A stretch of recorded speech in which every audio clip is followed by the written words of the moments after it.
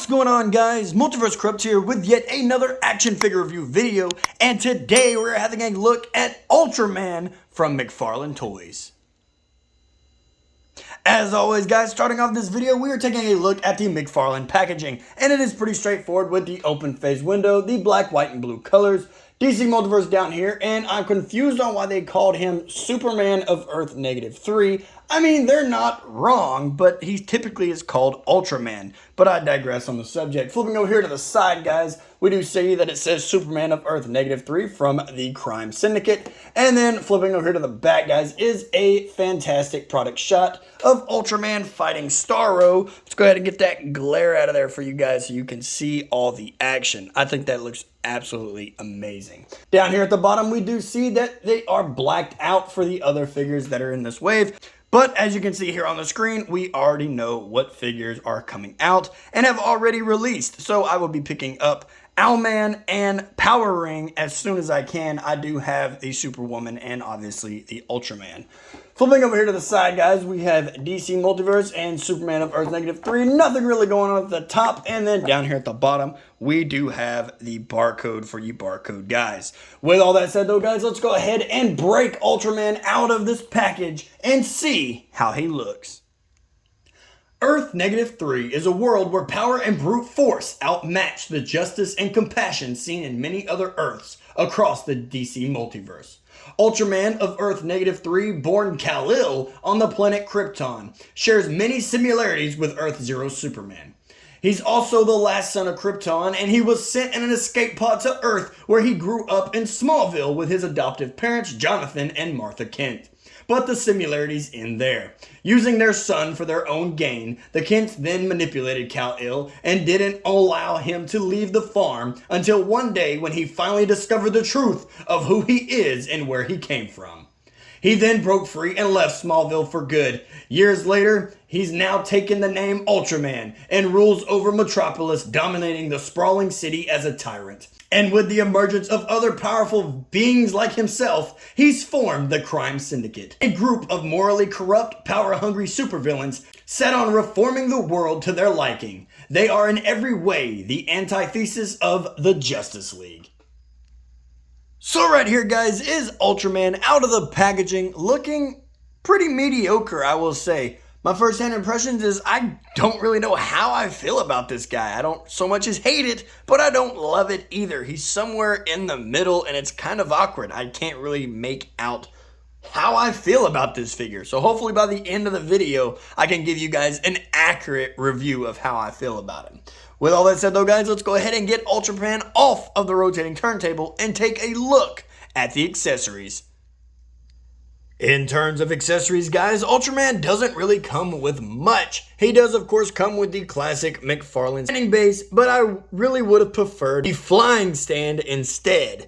But, of course, we do have the DC logo just stamped right there on the front and the foot peg. Going over here to the trading card, guys, we do have this awesome action scene between Ultraman and the Build-A-Figure for this wave of Starro the Conqueror. And then flipping over here to the back, guys, is this lengthy read-up that I read at the beginning. You can go ahead and pause the screen and read it right now. Let's get some glare out of the way for you. It is quite lengthy, but it is a very interesting read. Going over here, though, guys, let's go ahead and get the Build-A-Figure piece out of the way. It is Starro's eye. This is the first of the Build-A-Figure wave that we have, and it's just the eye that is purple. It is detailed. It is a scaly feel with the see-through eyeball here. Flipping over to the back, it's just literally the connector pieces that we have for the rest of the figure. So I am very excited to get the rest of Starro out here when I pick up the rest of the figures. Going over here, though, guys, he does come with his own little mini Starro, which is used for the mind control of the superheroes and supervillains of the world. And I will say they put all of the detail into this little accessory here, as opposed to doing it into the entire figure of Ultraman. And if we drag Ultraman into here, as you can see, it just attaches over his chest like so, and then he is completely possessed by Starro's mind control. With all that said, though, guys, let's go ahead and get away from the accessories and check out Ultraman's detail. When it comes to detail, guys, I will say this Ultraman is very lackluster. There's really nothing that stands out on this guy in terms of sculpt or detail within itself. I will say I'm typically a sucker for the classic red and blue, but there is nothing really going on to grab your eye on this guy. Starting off with the head sculpt, it looks like most of the detail went to his hair to give it kind of the blowing in the wind effect. And then in terms of paint, I do like how they gave him the red eyes before he shoots off his heat vision. Going down here though, guys, to his chest emblem, it looks like that is where most of the detail went for the front half of this figure. Going down to the belt, all we have here are these little notches that stick out of the figure, and it's not even really painted that well. It looks like they just brushed one stroke of paint over the top of it and then called it a day. Flipping it over here to the back, guys, this is where it looks like a good 90% of the detail went, which was giving the cape every bit of groove they could for the wind effect. That is all that they have going on here. I will say I really do like this cape, so I might actually switch this cape out with another Superman that doesn't have a decent cape, because I am not wasting a good cape like this on a lackluster figure like this. It does look like they try to give him some sort of groove throughout the figure. It's all the way down to his legs, and of course, if you lift up his cape, it's even down his back. But when you rub your finger across it, there's nothing there. It just feels flat and blank. So I'm not really sure what they were going for there, but hopefully that's just mine. If your guys' has more detail with these grooves, let me know. But you don't feel them at all. Your nail doesn't even get snagged on it. It just slides right over it.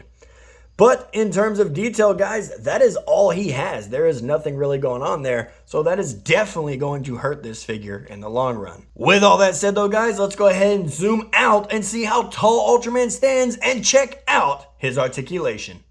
How tall Ultraman stands, guys, he does stand at about 7.5 inches. When it comes to his articulation, guys, he is pretty straightforward. What we've seen time and time again, his head is on a ball joint, so he can look up about that far, which is good for the flying poses, and look down about that far. He, of course, like I said, is on that ball joint, so you can rotate him all the way and get some good head tilt in there. Going over here to his arms do articulate up about that far. He does have a useful butterfly joint, and it rotates all the way around. He does, of course, have bicep swivel, and he is on a double hinged elbow joint as well. Going down here to his wrists are on the classic hinge and ball pegs. So it does hinge down, it hinges up, and it rotates all the way around. I really would have loved to see some alternate hands for this guy, but all we did get was just these closed hands. When it comes to his ab crunch actually works, which is a shock from McFarlane Toys. Then he also articulates back about that far. Going down to his waist does articulate and rotates all the way around, and his legs kick up about that far. They kick back about that far, which isn't far at all due to the rubber buttocks back here. He then, of course, has double hinged knees, and his ankle articulates down. It articulates up. He has toe articulation, and he does, of course, have ankle pivot as well. With all that said, though, guys, let's go ahead and get some other figures out here to see how they compare. When it comes to size comparison, guys, right here we do have Ultraman next to the Page Puncher Superman, and as you can see, is significantly taller than the Page Puncher Superman. Page Puncher Superman is 7 inches exactly, so this is what the 7.5 difference will look like. Right here, guys, we have Ultraman standing next to the Alpha Predator, and in terms of scale, I do feel like this works. The Predator species is slightly taller than humans, and since he is a Kryptonian living among the human race, I do feel like this would be an interesting battle. A quick battle, but an interesting one. And of course, as always, right here, guys, is a Marvel Legends Mr. Fantastic standing next to Ultraman, and it just simply will not work. They're just way too small. Alrighty, guys, and there you have it. Another action figure review video in the books on my channel for you guys to enjoy. As for my rating on this figure, I am going to have to give him a solid 5.5 out of 10. I'm just stuck in the middle with this guy. I don't know if I love him. I don't know if I hate him. He's just somewhere in the middle, and it's just so lackluster in terms of detail. And as for the paint scuffs that are on his face, it's just very dull and boring to me. I really do hope that the other figures in this wave are fantastic. I've already seen how Owlman looks, so I already know that he is much more detailed than this guy here. I really do hope you enjoyed this video. If you did, leave a like, hit subscribe if you haven't already, and drop a comment down in the comment section below. I love reading your guys' comments. With all that said though, guys, I will see you in the next video. Later.